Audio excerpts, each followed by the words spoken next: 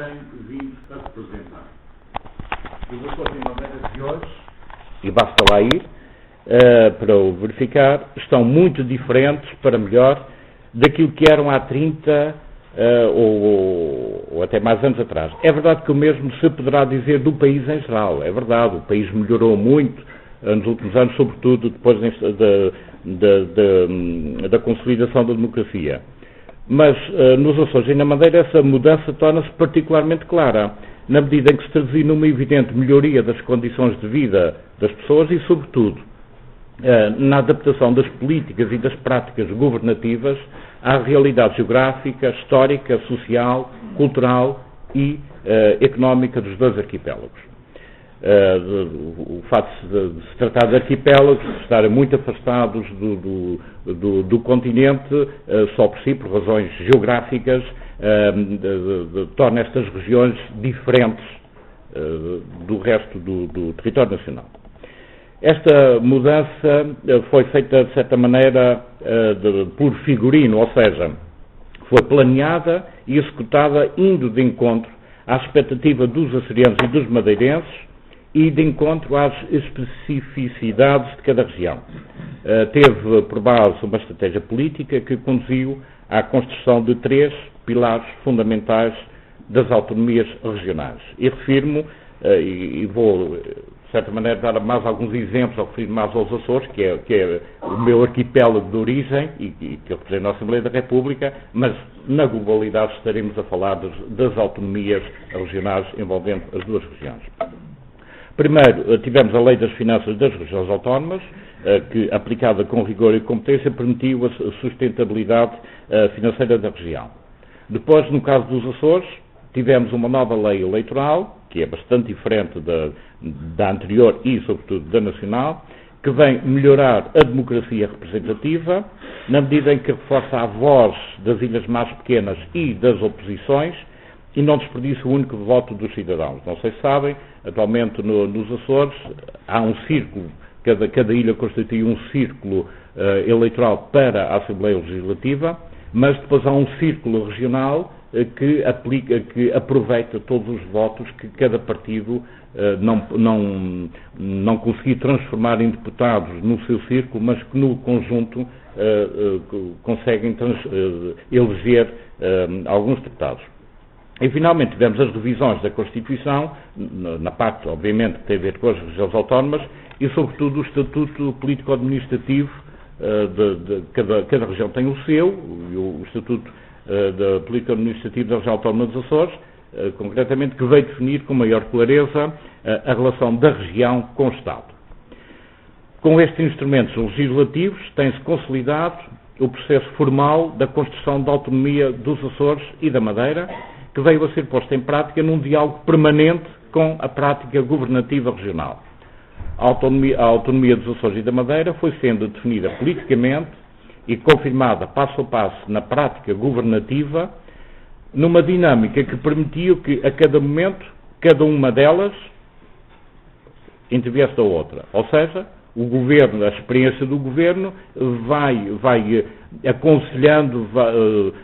alterações ou novas maneiras de encarar a autonomia e o contrário. E também que a cada momento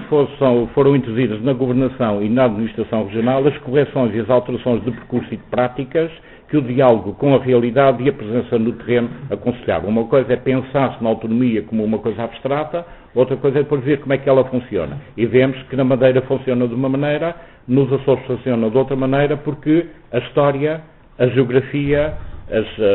o tecido social e económico de cada uma das regiões é diferente e, portanto, a prática governativa, partindo sempre do princípio global do respeito pela autonomia, vai-se tornando diferente, porque diferentes são as realidades. O notável desenvolvimento que nas últimas 3 décadas, vocês ainda não eram nascidos, mas todos nós somos do tempo em que, no caso dos Açores, havia 3 escolas públicas secundárias, 3 liceus, apenas em 3 ilhas. Os estudantes das outras ilhas ou não estudavam, ou então tinham que se deslocar para outra ilha. Só pegarmos nesse aspecto, dá para vermos a diferença enorme que temos desse tempo para cá. Há a Universidade nos Açores, há a Universidade na Madeira. No meu tempo eu tive que vir estudar para Lisboa porque não havia Universidade nos Açores. Portanto, este notável desenvolvimento das últimas 3 décadas verificou-se, não teria sido possível sem as estruturas económicas e as competências dos respectivos órgãos do governo próprio. E traduzia-se no reforço da formação e qualificação de jovens e adultos, no emprego. A taxa de desemprego nos Açores continua a ser das mais baixas, se não a mais baixa do país, nos apoios a equipamentos sociais e culturais, no dinamismo económico, nas vias de comunicação, na reforma da administração, enfim, na relação dos cidadãos com o poder, porque o poder vai ao encontro dos cidadãos de quem se encontra muito próximo. Tratou-se de um desenvolvimento sustentado, baseado num conhecimento profundo da realidade de cada uma das regiões, regido por uma ideia clara acerca do modelo de desenvolvimento possível, dadas as características de cada um dos arquipélagos e do facto de serem arquipélagos, e tornado realidade por ação de uma vontade executiva que para cada problema tem encontrado e queremos que da melhor maneira uma solução concreta e prática. Uma vez consolidada formalmente a autonomia regional, ela está agora a entrar numa nova fase política voltada para o desenvolvimento das suas potencialidades, o que passará por uma necessidade de afirmação perante os açorianos e madeirenses a quem se dirige e de quem emana, e perante o todo nacional, de que faz parte integrante e solidária. Tal afirmação deverá ser claramente ambiciosa, mostrando aos açorianos e madeirenses que ainda há muito que fazer, porque a autonomia é um processo que ainda não terminou, e aos portugueses em geral, porque o êxito do processo autonómico regional constitui uma mais-valia para o desenvolvimento global do país, na medida em que